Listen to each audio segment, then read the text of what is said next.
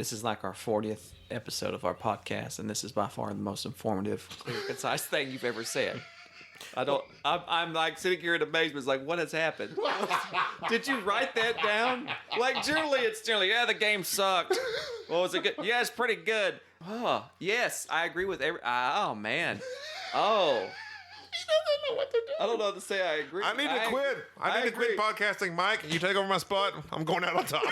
Welcome to the Board Game Snobs podcast. Critically harsh reviews with a touch of class. What is it? Oh, welcome to Board Game Snobs. Yes. You're doing a terrible job with this, Mike. Where's Enrique when you need him? Yeah, hey. Enrique's intros are so good. So we'll start over by saying, welcome to Board Game Snobs. I'm Mike. His in-row. His T silent. Yeah. How's your T? Testosterone. My testosterone. Is it low? No, my testosterone's out the roof. Is it really? They have to pull it off me. Are you serious? They actually use. Scrape They it off actually. Can you sweat into a glass and let me Dry drink toast. it? They some. pull testosterone off of me to give the bull sharks. That's how much testosterone I have. I know. Yeah. Must be nice. I don't know. Well, I don't know what this deal with. No, I'm not making fun of all you out there who might be low T sufflers or whatever it is. Sufflers? Sufflers, because that's what you're doing. You're suffering. You are suffering. Go get you an axe. Go buy you some flannel. Some axe or a axe? A axe. Oh, not spray? Not the body spray. I hear that No, really gets the gals. no. I was about to be very disappointed. Only there. 17-year-old kids with acne use axe. You get you a axe. Go out and cut down a tree. Feel the testosterone flow. And just go about your business. That's how you get your testosterone up right there. Man. Do manly stuff. And I mean, cutting down stuff is not just manly, but other manly things, such as You cut me down all the time. that helps. It works. Makes me Working feel on better it. Such for as myself. balancing your checkbook or cooking breakfast. I'm currently learning how to make French style eggs. It's just their type of eggs. It is just they're runnier. Eggs? Eggs that you Eggs? Eggs that come from a chicken's butt. Are you hearing what I'm hearing? Eggs. Eggs. Say it again. French style eggs. Eggs.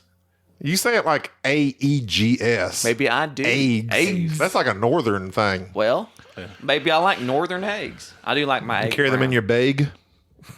No, look. That's how it sounds. Why are you being so verbally abusive to me? The tables have turned. Want to know. My eggs. In I the I need egg. my tea to get higher, so I'm cutting you down. Oh, let's see. Oh, it works. Being manly. You're being Calm manly. down there. I can feel it right now. You just feel like it. All right, we're going to talk about one of the most manly games ever, a Game of Thrones, which we played here recently. We played a 5-player Game of Thrones. It was Mike's first Game of Thrones. We had Enrique. He was there. We had DJ. We've never talked about DJ. Yeah, every now and then. DJ's our alternate. He's pretty good. He's on the RPG. He's on the RPG. Oh, yeah, DJ from the RPG. Enrique from real life. And Mike from the podcast. We played Instagram. We played a 5-player Game of Thrones game, which is the quintessential area control negotiation game. Now, calm down. You're quintessential. If you like negotiating, and you like power, and you like backstabbing, it is a good game. However, You used to have Chinatown way up there, too. I had a bad game of Game of Thrones. And here's why. Apparently, some people like to do like this metagame thing where they go around telling people, don't negotiate with Jerry because he'll just stab you in the back. And so I start this game where nobody would negotiate with me, nobody would have anything to do with me, and everybody just kind of put me off to the side and attack. Or maybe people just know what to expect from you when they do negotiate with you. Maybe you should shut your mouth. No. See, the thing is, he's correct. Those warnings came around, and he was warning me against Listening you. to the warnings? And rather Wait, than what? rather than listening to the warnings, like I should have, I trusted my friend Gabby from the northeast part of the I don't know board. who Gabi is. The Baratheons were there, though. And you almost got me. You almost got you. I tried.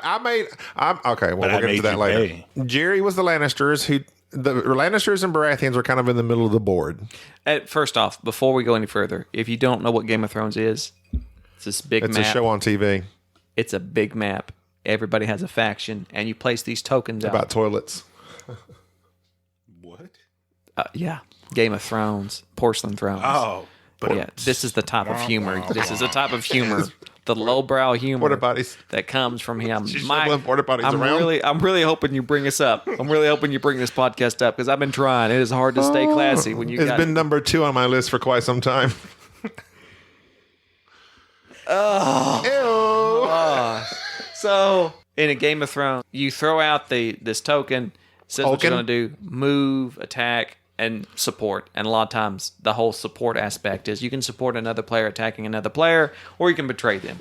And that's where the game comes from, is betraying and backstabbing other people. I played a particularly difficult character that's in the middle of the board that's surrounded by enemies, and you're supposed to negotiate. Nobody would negotiate with me because Gobby told him not to negotiate with me. I did not. I knew I wasn't going to. Right.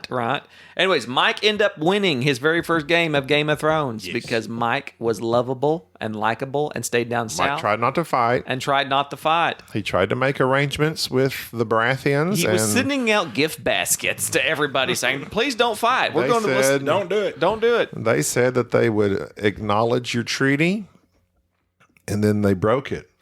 Ironically, the only person that I could trust in the game is the one everybody warned me not to. Yes.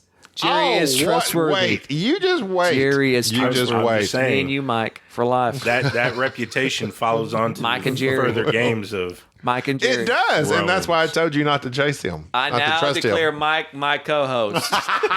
Whatever. And now our first annual guest episode with Gobby. Hey, everybody. No, the game went bad for me, and I felt like I didn't have as much fun playing this game Nor did I. because there was not a lot of negotiation going around. I didn't It was have that just fun more either. moving around. And so Game Well- of Thrones has been last year, if you'll remember, my number one game. It's my favorite game. It kind of disappointed me a little bit. I realized that it's situational and that sometimes you're going to flop playing a game that requires the perfect set of people, the right amount of people, the right kind of people, and the right situation. And it made me wonder. So he's saying you're not the perfect set of people. no, it Mike. made me question whether or not this is a good game. So go ahead. You have to. It's the right. Mike, you have the floor. I'll allow it. Thank you, sir. It's the right people, but they also have to be in the right location on that board. Mm-hmm. Because, I mean, I would have played completely different if I was in DJ's situation or if I was in Gobby's area on the board. That's true. Well, and I think that is correct. Like, me and Jerry really didn't have nothing to do with each other except the one time he's like, you're not going to attack me. And I was like, no, I'm not. And then I attacked him. But that was just in recompense for, and I should not do this. I shouldn't, but I was remembering last game. Mm-hmm. Like, you're not supposed to carry over game to game. But it's Jerry. It's just Jerry. And I just had to get him. So I wreaked vengeance upon him, and I got it. So I was keeping Jerry down, and Mike was the Tyrells coming up from the south. Mm-hmm. And Flower people. we had a treaty at one point, but he just had two castles right there that were very tasty looking. Tasty And castles. Were they white castles? They moved too soon. See, that's the type of that's classy right there. That's classy. No, White Castle is not classy. I ate at White Castle one time in St. Louis, Missouri. It was rough. That's gross. Yeah. There was What two are castles. sliders? So I sent out Harold and then I sent out Kumar. No, not even funny. Not even funny. Our nobody in it. No. My two Legion leaders, Harold and Kumar, went to the White Castles. It's cracking me up. Okay, so anyway, I moved too soon. I captured those two castles. And if I had just waited and sent that one rascal... Okay, anyway. You lost the game. I sent Harold and Kumar to Guantanamo Bay. Wow. Ooh. That's not in Game of Thrones. Wow. No, but you were referencing... That's called Come on, Slaver's Mike. Bay. That's on the opposite side of the map. Oh, yes. Which is in the expansion for Game of Thrones that's coming up next year. They're having another big box expansion that apparently adds to the game that I will not be able to resist. Okay, but let's get to the core of our discussion. What is the core? You asked me, is a game really that great if it can suck at times? Yes, that's what I'll put out there. Or is a game always consistently great mechanically no matter what? And this is what I said to you You said something. off podcast, which I will now put on podcast. All right, put it on there. When they speak of, I hear them, Who's they? Matthew Berry of Fantasy Focus Football. Who's that? He's a fantasy guy. What's fantasy football? Like Fantasy football. Like that orcs and elves playing? Yes. Okay, go ahead. What's that game? Blood Bowl. Blood Bowl. Is that what you play on? Fantasy football? So when you pick a guy, Yeah. he has a high ceiling, Yeah. meaning he may not do that great a whole lot, but there's the chance when he does do great, he's going to score you a load of points because he just goes off. That's right. And then there's some people that are just like, you can trust them to get you this amount. They'll get you 10 points every game, 10 points every game. They're not ever going to give you 20 points or 30 points, Right. But you can trust them to get you 10 points That every game. consistency. To me, that's what Game of Thrones is. Ticket's a ride. It's okay. I'll enjoy it to a degree every time I play it because it doesn't vary. There's no negotiation. There's no other things surrounding the mechanics of the game. You just play the game and you know what you're doing, and it's bam, bam, bam. It's going to be the same every time. Game of Thrones has all these variabilities to it. The negotiation, who you're playing with, how well things go, who plays what cards win. So it has a high ceiling. Like, it can be a really great game and be one of the most fun games you ever play. But it can also flop. But you got to take the good with the bad. And that's the way a lot of greats are. This is like our 40th episode of our podcast, and this is by far the most informative, clear, concise thing you've ever said. I'm like sitting here in amazement. It's like, what has happened? Did you write that down? Like, it's generally, yeah, the game sucked. Well, was it good? Yeah, it's pretty good. I don't know. You get a half a glass of Weller in you, and next thing you know, he's like, welcome, everybody. I found that the flow of the game was not consistent with its, yes, I agree with oh, man. Oh. He doesn't know what to do. I don't know what to say. I agree. I need to quit. I need to quit podcasting, Mike. You take over my spot. I'm going out on top.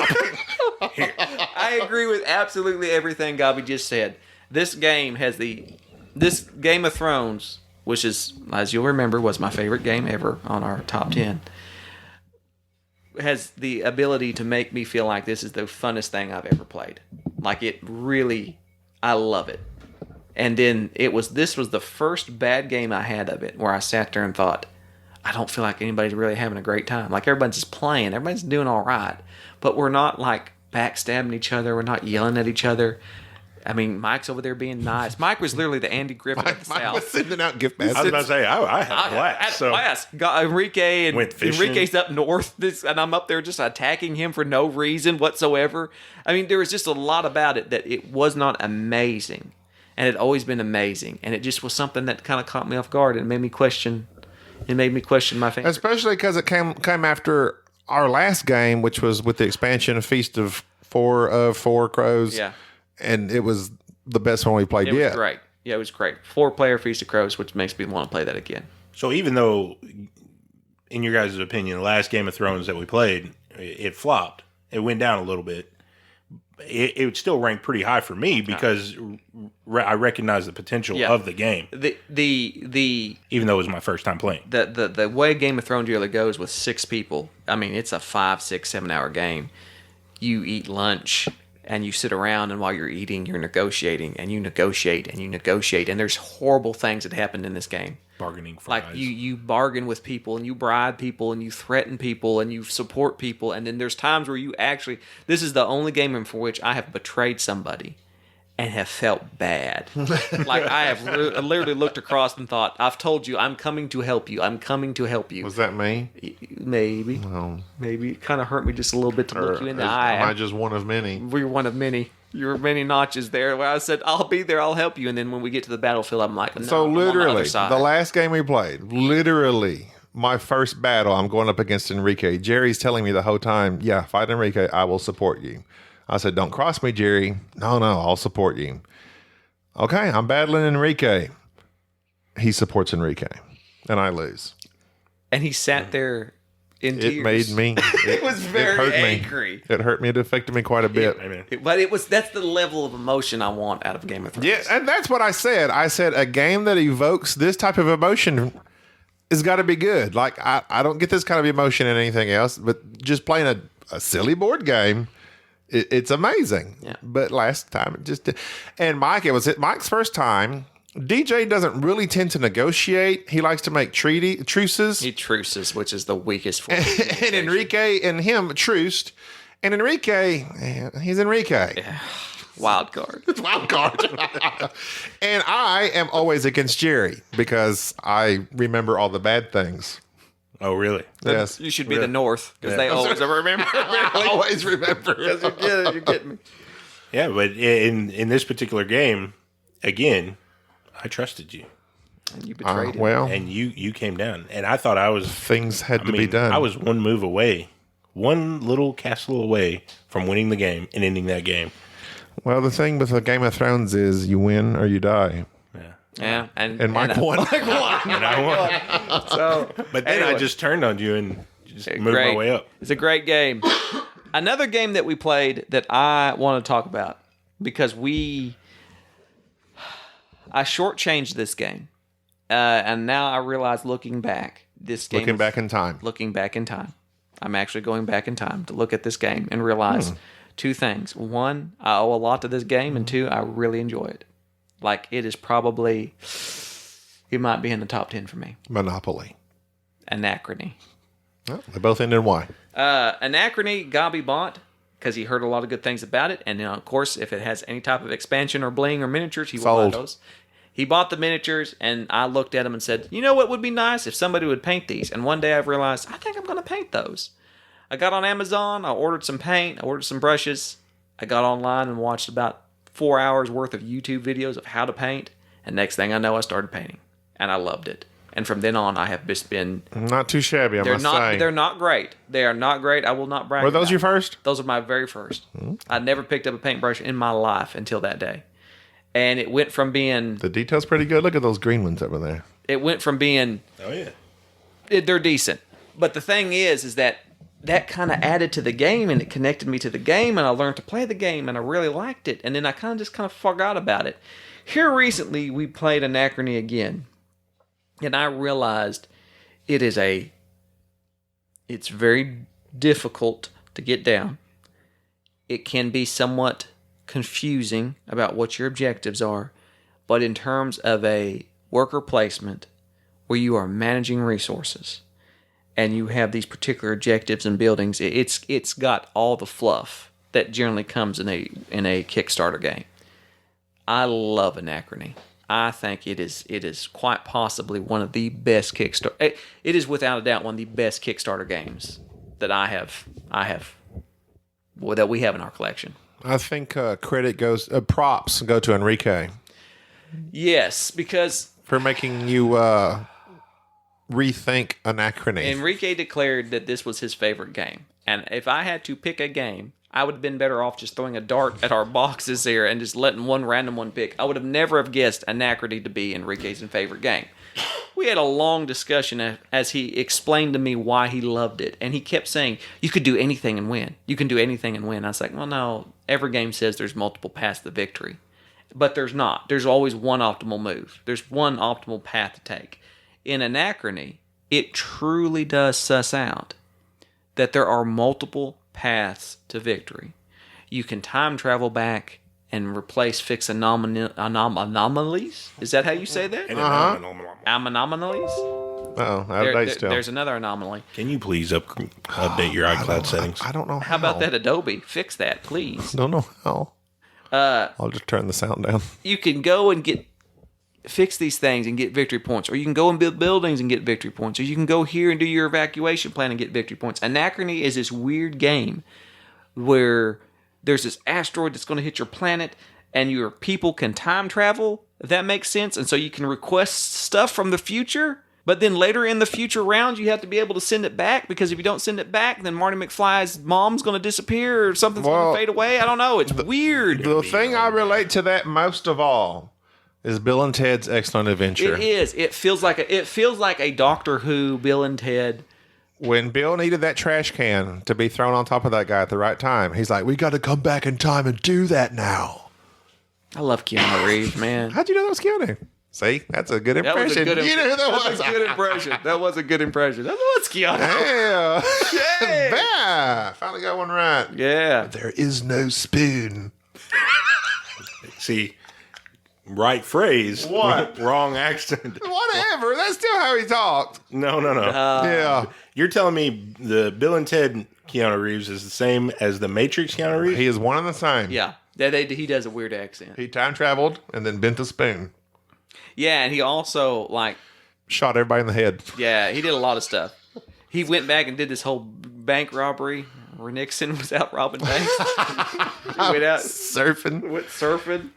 All in the same universe. It was pretty cool. Anachrony feels like that. Anachrony feels like Point Break and Bill and Ted and The Matrix rolled up into one. And I've got to say, it has climbed very high. If you like worker placements that have a solo, that have a worker board that does have a lot of icons that are somewhat confusing and convoluted, but they actually make sense after you have played the game. After you get it down. I'm sold on it. I am sold on Anachrony. Now this is the controversial thing that I want to throw out there. Dinosaur Island, which has gotten a lot of attention. People just rave about Dinosaur Island. We played Dinosaur Island. Mike brought it over. Mike likes it. It wasn't working for me. There are some things that are, quite frankly, the game is broken in. For instance, in Dinosaur Island, you're building your little park. You have your player boards. You have these dice that you roll that give you these certain genomes that you can collect, the genes that you use to build up the dinosaurs. And so you collect those, and then you look on your board, and do you have enough green chromosomes and blue chromosomes to make this T-Rex? And you're buying buildings and you're putting them on your player board, and there's a lot of little things going on. It's like scattered everywhere. And then you want people to come in your park, and you pull into this bag and you pull out these visitors, and they come into the park, and some of them are hooligans, so they jump the fence and don't pay, and dinosaurs beat your security, and sometimes they eat people, and that doesn't really penalize you too awful much. Kind of sort of does, but not really. I mean, you think someone getting eaten at your park, that would really set you back. And so, I mean, if your park has something where dinosaurs eat people, you get sued. I'm just going to imagine that gets sued. I mean, Jurassic Park, 3 people got eaten and it shut them down. I mean, come on. Then they opened it back up. 25 years later, and it took Pratt to do it. No, but first they brought over that one and put him in New York. Took Chris Pratt. No, that was San Diego. Took Chris Pratt. Diego. Yeah, took Chris Pratt to open it up. If it takes Chris Pratt to get your park a shot in the arm, something's going on. Yeah. Anyways, I compared Anachrony and Dinosaur Island together, mainly because they both do the same thing in a lot of ways. They are both worker placements. They both have different kinds of workers. They both have this small mechanic where you roll some dice for various things. They both have resources that you're using. In Anachrony, it's the metals that you're using to build buildings. In Dinosaur Island, it's the chromosomes. You build scads amount of buildings on both the games. They each have different types of buildings that you use. You each have your own player board that's spatial, that you build buildings and you can only build them in certain areas. And they both have various places that you can go and do to get victory points. And lots of little pieces. Lots of little pieces that generally irritate me. They're both very fiddly. I will say this. If it came down to Anachrony or Dinosaur Island, I'm going to tell you every time, buy Anachrony. Oh, yeah. I love Anachrony. Dinosaur Island felt like a game it felt confused. It's like it didn't quite fit. The theme didn't come through as strong, and there was too many little things. And I'm not saying it's a bad game. I'm just saying that Anachrony, who is the designer of Anachrony, by the way? David Turksey and... I like how you just rambled that off. It's just like you just knew. How did you know that guy's name? Victor Peter and Richard Amon. Okay. David Turksey, I know. You know him? Well, I mean, I know of him. Oh. Because he's like he makes... I think he's like... does really good with the solo stuff. Okay. Anachrony is by far a very well-designed, thought-out game. Dinosaur Island is like its little brother that couldn't quite figure out what it's doing. Like its reptilian little brother. Anyways, that's my thoughts. Like you get up on one of those robots and you pull its skin off and it's a lizard underneath. Who does that? V. Remember that show? V? V? Oh, yeah. V. Yeah. From the 80s and the reboot. Yeah. Starring Morena Baccarin. I keep expecting On Firefly. another reboot of that. I love that show. Yeah. I remember watching that show as a kid and it scarred me. Because it really freaked me out when those people were lizard people underneath that human skin. Mm-hmm. It was so awesome. I was good with that show all the way up until they ate the 80s bird. one? Yeah. The rat. The mice. Or they ate a bird. No, it was a bird. They ate a bird? I remember It was them a eating bird. mice or something. I'm pretty sure it was a bird because she reached into the cage and yeah, it was a bird. And I was And like, wasn't oh, it like no. Jan Vincent or something? Do in you that? not eat birds? I love duck. Well, I have no problem with eating Fowl? I had chicken for lunch. I but- cry foul. However, the bird was alive and looking the creature in the eye, and he just popped it in there. That was. I love that show. That's pretty intense. Yeah. But when you make a Morena Baccarin your main lizard woman, that's just Sold. How do you do that? I don't know.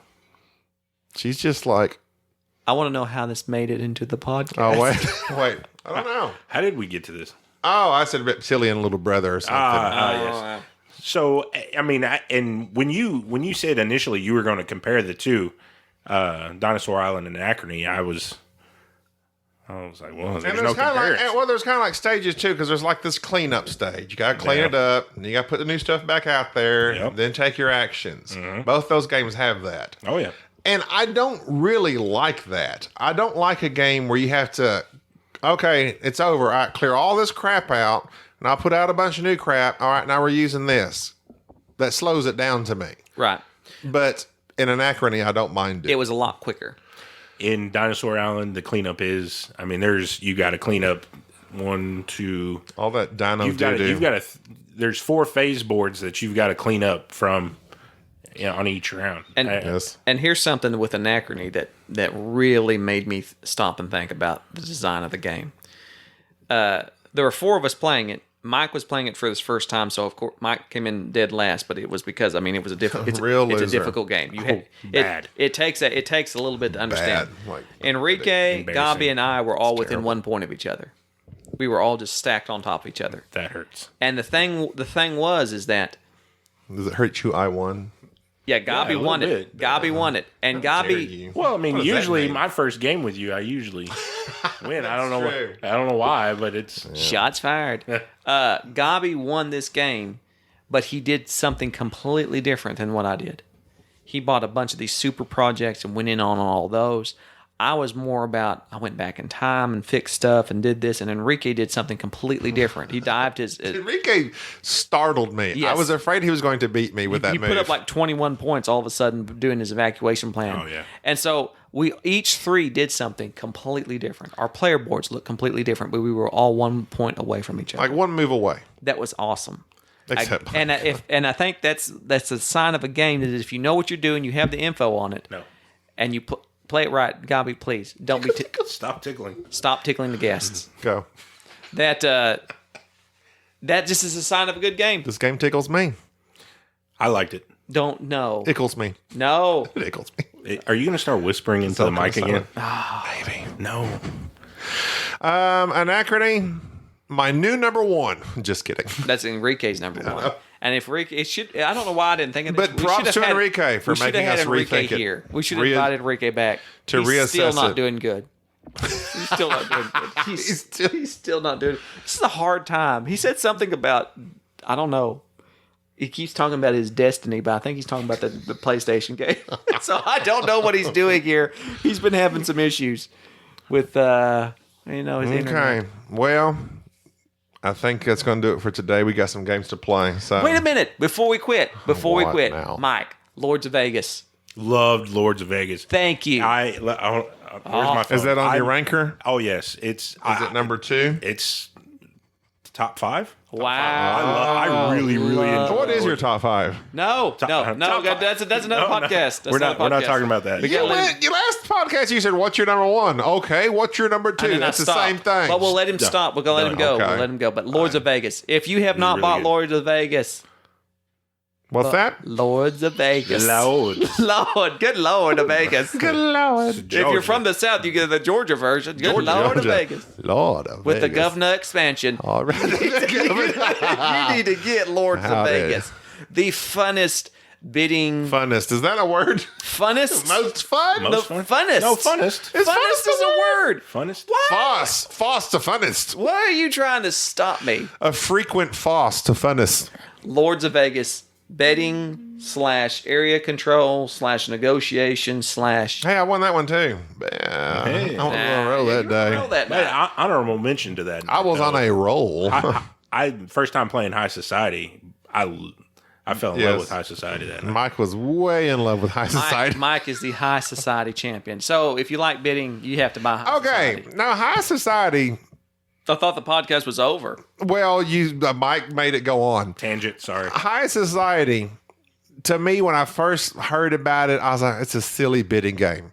But you can literally calculate that game out. It's tied. You can think about what other people have used and burned and how much money you have total and subtract it and go with what they're going. And okay, they bid $30,000 on this card last time. So that makes this card about that same amount. To me, it reminds me of modern art. Yeah. I love it's same designer, Reiner Knizia. Because you don't know where to start bidding. You just have to throw something out there. And based on that bid, it kind of bases all the other bids on that. It adds value to. It's a silly card game. It's super simple, but it is incredible.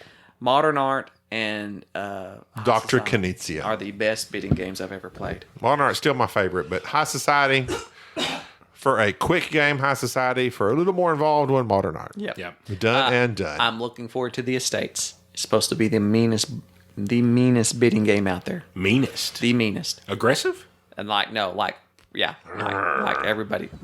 Do not growl. Do like not a T-Rex. No. I've read a little bit about it. Yeah, it's we're supposed to looking be good. like, or according to the Aztecs, just a Rex.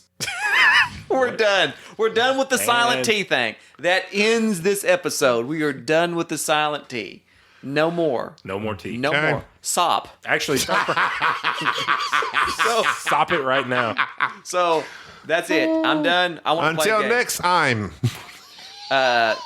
We thank you, Mike, for being here. Nothing. This is Jerry. This is. Hey, I thought he went.